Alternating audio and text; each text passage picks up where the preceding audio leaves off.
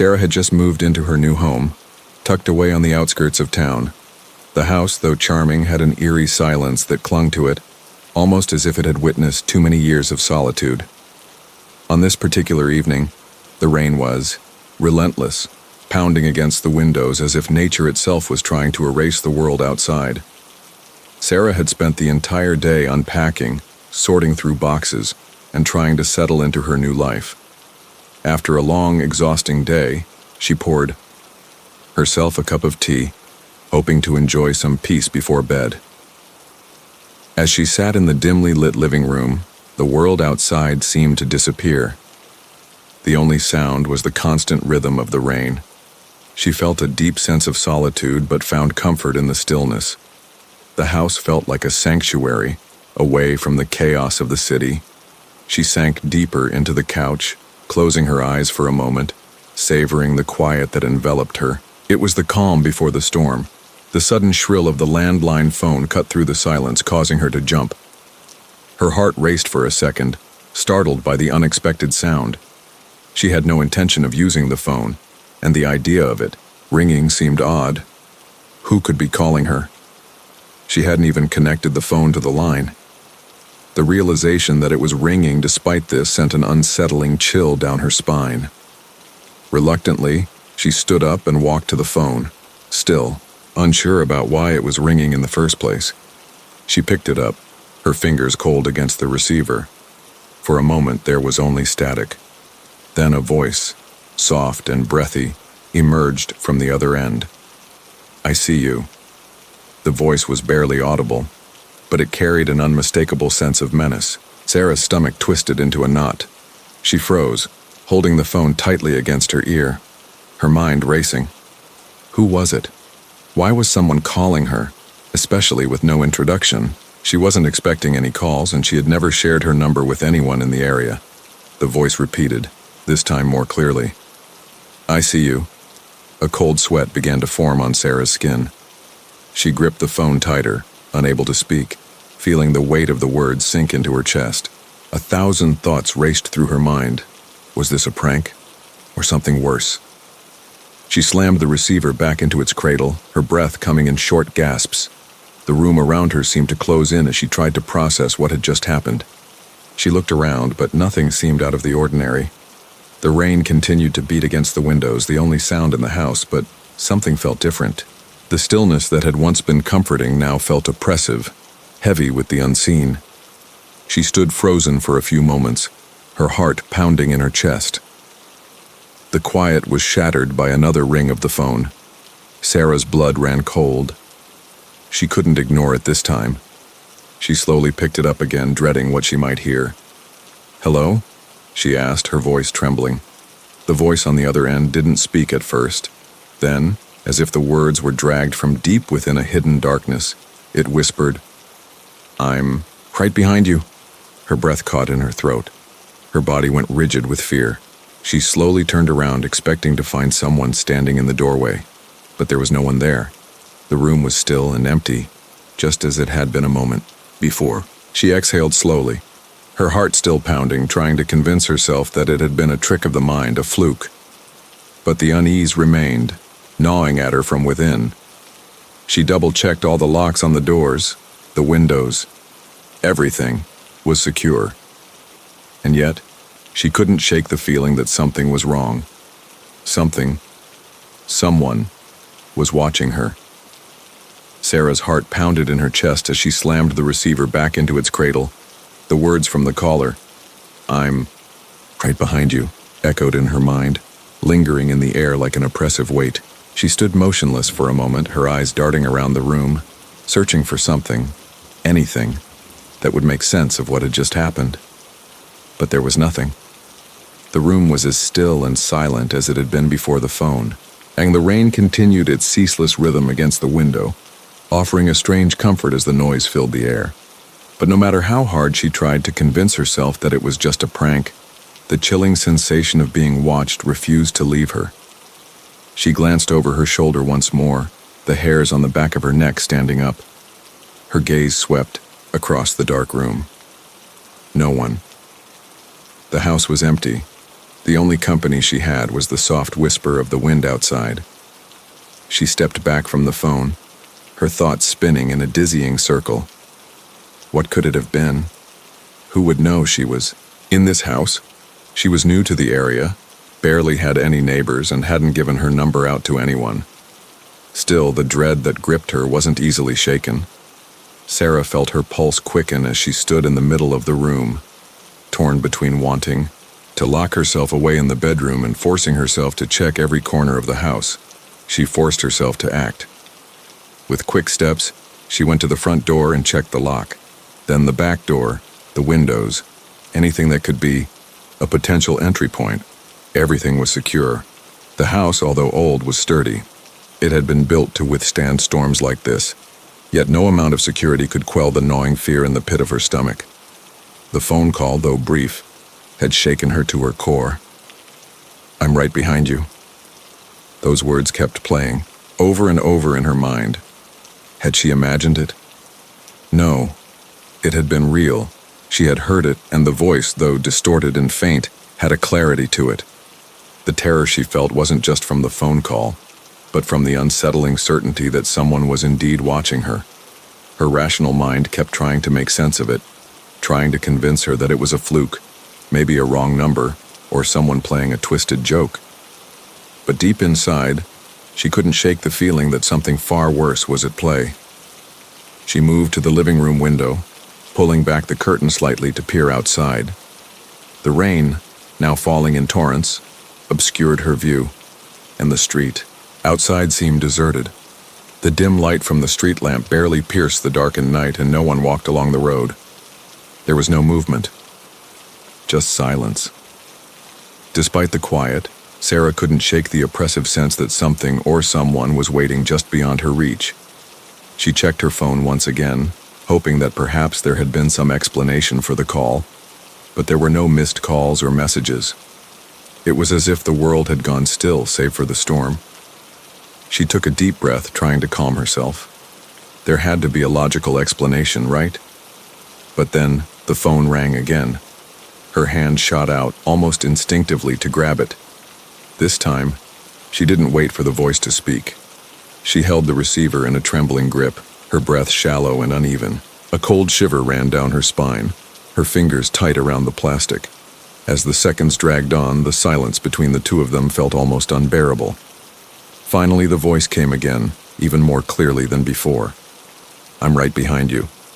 This time." Sarah couldn't ignore the terror that coursed through her veins. She dropped the phone and turned swiftly, but again, nothing. The room remained empty. No one was there. The house still creaked and groaned. The rain outside fell with no mercy, but there was no one lurking in the shadows. The only thing she could hear was the beat of her own heart, pounding in her ears. But this time it felt different. The air around her seemed charged, as if something unseen was hanging in the space between the walls. Sarah stepped back slowly, her mind racing. She had to get out of there. She didn't know how, but she couldn't stay in that house anymore.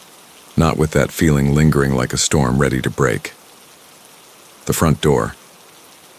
She moved quickly toward it, her body tense, but just before she reached the handle, a movement caught her eye, an unexpected shift in the dark corner of the room. She spun around. There was nothing. The silence was deafening. The rain was unrelenting as Jason drove along the narrow, winding road, the tires of his car skimming over the wet asphalt. The headlights cut through the darkness, illuminating the empty stretch of road in front of him.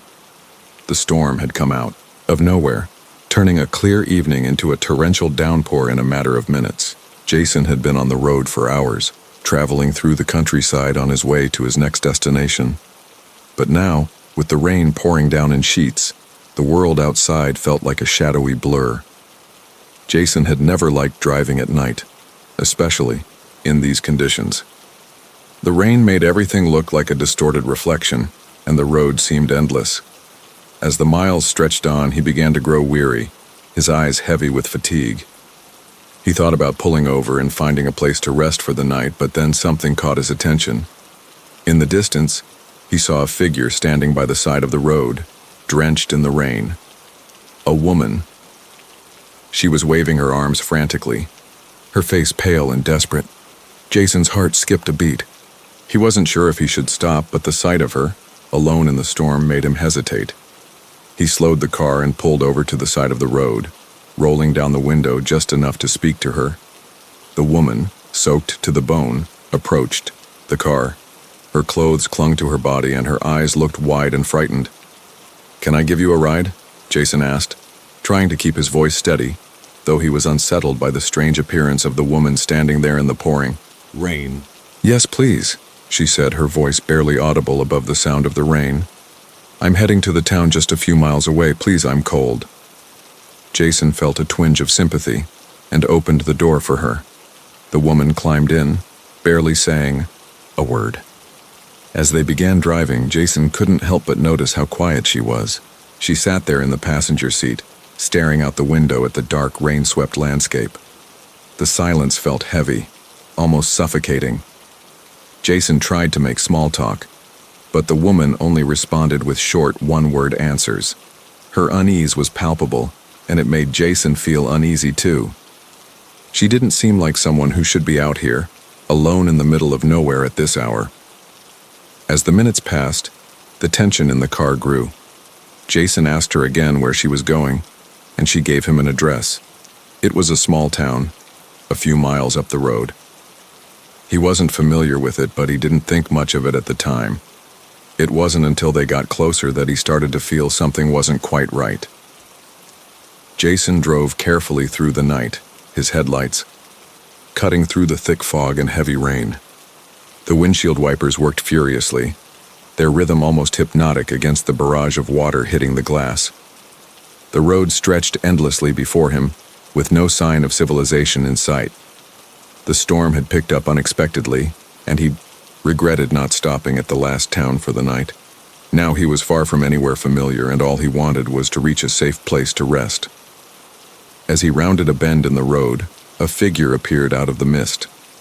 At first he thought it was just another trick of the storm, some distortion caused by the rain and fog. But as he got closer, he realized it was a woman standing at the side of the road, drenched to the bone. Her clothes clung to her, her face pale and strained, and her eyes were wide with desperation. Jason's stomach twisted in sympathy. It was late, the road was empty, and she didn't look like she was in any condition to be standing there alone. He slowed the car, unsure whether stopping was the best choice. It was risky. He had heard all kinds of stories about picking up hitchhikers, but something about her made him hesitate. He rolled down the window, calling out to her, "Do you need help?" The woman nodded quickly, her voice barely audible above the roar of the rain. "I need to get to the town up ahead. Please, I don't know what else to do." Her hands were shaking as she pressed them against the side of the car, her expression a mix of relief and fear. Jason didn't hesitate any longer. He unlocked the passenger door, allowing her to climb in. She slid into the seat, barely speaking, but her presence in the car seemed to change the atmosphere. Jason felt an odd tension between them, as though she were carrying a burden he couldn't see. The silence that settled between them was uncomfortable, and he tried to make small talk, but she only gave him short, clipped answers. She wasn't much of a conversationalist, that was clear. As they continued to drive, Jason began to feel uneasy. The storm was worsening and the road ahead was becoming more treacherous. His headlights barely pierced the thick fog, and the dark woods on either side of the road seemed to close in on him. He glanced at the woman. She was staring out the window, her face expressionless, her hands tightly gripping her lap. There was something off about her demeanor, but he couldn't quite place it. He tried again to make conversation, but she didn't respond. After a long silence, she finally spoke. "I live in a small house just outside of town. It's not far." She gave him an address, one that seemed to come from nowhere. The name of the town wasn't familiar to him, but he didn't question it. He just followed the road as it twisted ahead. But as they got closer to the address, something began to feel wrong. Jason wasn't sure what it was, but the hairs on the back of his neck stood up. The woman had become even quieter, her presence almost unsettling now.